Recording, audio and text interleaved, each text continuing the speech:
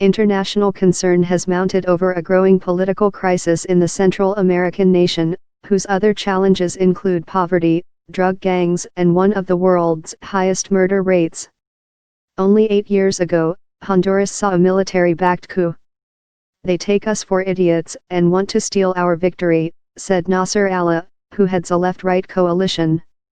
His followers heeded his call, with protests throughout the night across the country. In the city of La Ceiba, protesters set up barricades and burned tires across a bridge and blocked at least 2 other motorways. The fumes entered the building, prompting the evacuation of staff. Clashes between police and masked protesters continued through the night.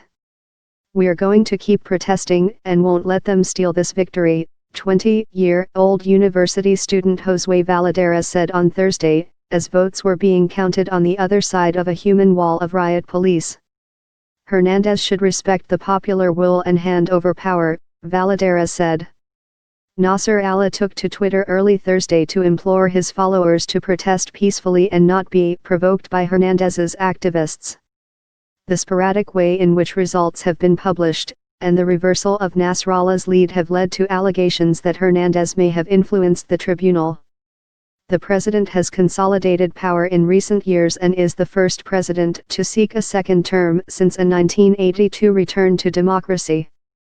Hernandez says the change in vote tendency reflects his support in rural areas, from where ballots were slower to arrive in the city.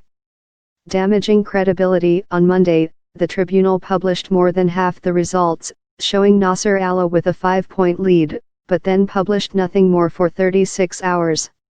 When the count finally started again, Hernandez began to reel in Nasser Allah.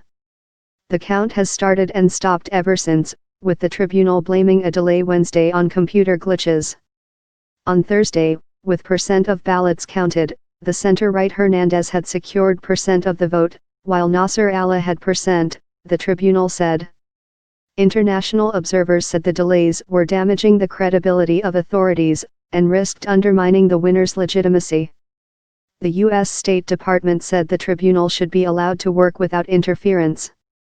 Ahead of the election, opinion polls indicated that Hernandez was favored to win the vote in the poor Central American country of more than 9 million people. Nasser Allah is one of Honduras' best-known faces and is backed by former President Manuel Zelaya, a leftist ousted in a coup in 2009 after he proposed a referendum on his re-election.